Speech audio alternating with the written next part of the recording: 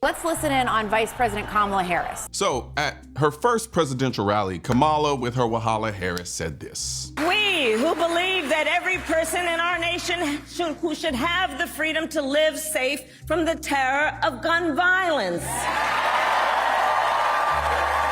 will finally pass red flag laws, universal background checks, and an assault weapons ban. First off, let's get one thing straight.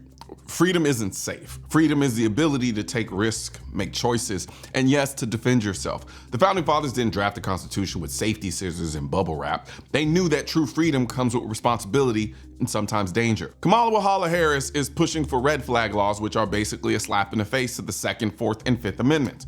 Then there are the universal background checks. To pull those off, you need a national gun registry. And what usually follows? Yep, confiscation. She's also all in for an assault weapons ban and confiscation. All this under the guise of making us safe. But here's the kicker. Trading our freedom for the promise of safety. That's the oldest trick in the book. History's full of tyrants who dangled the carrot of safety in exchange for liberty. Boom! Spoiler alert. It never ends well for the people. Confiscating the most popular rifle in the country, that's not freedom. That's oppression.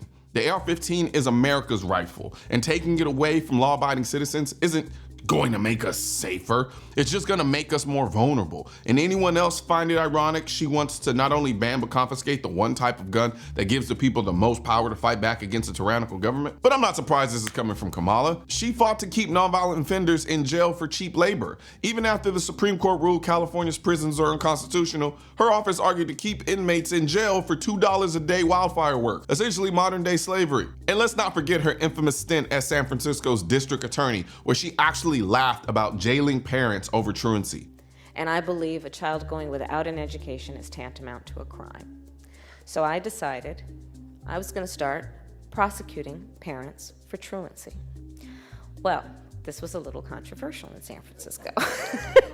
This is a serious issue, and I've got a little political capital, and I'm gonna spend some of it. That's right. She found it amusing to punish parents who were struggling to get their kids to school. The only way Kamala Wahala knows how to deal with issues is through tyranny. Her track record is a testament to that. Instead of addressing the root causes of problems, she opts for heavy-handed measures that do more harm than good. And let's talk about safety for a second. Because your administration couldn't even protect a former president, and you think we're gonna depend on you to keep us safe? Yeah, okay. The same government that botched the protection of a high-profile figure wants to disarm the very citizens it swore to protect. You don't have enough money to pay for that type of irony. In the words of Benjamin Franklin, those who would give up essential liberty to purchase a little temporary safety deserve neither liberty nor safety. Giving up your essential freedoms for a false sense of safety doesn't make us safer. It just makes us stupid. Look at history's worst tyrants. Tiny Mustache Man, Stalin, Mao. They all disarmed their citizens before unleashing brutal regimes. Tiny Mustache Man's 1938 gun control laws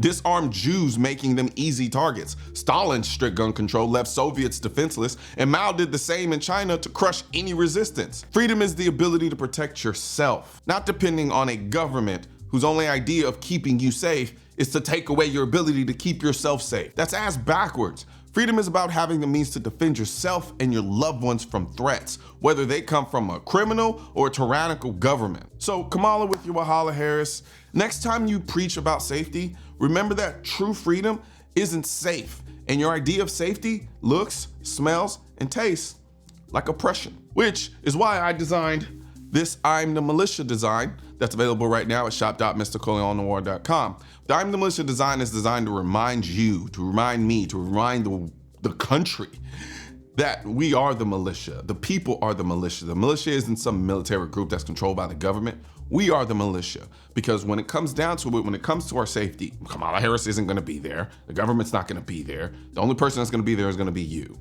So you are the militia, and that's what this design represents. And we have it in shirts, we have it in hats, and we have it in drinkware. So head over and click the link in the description section, or just head over to shop.mrcolion.com and grab your I'm the Militia merch today. One thing's for certain and two things are for sure.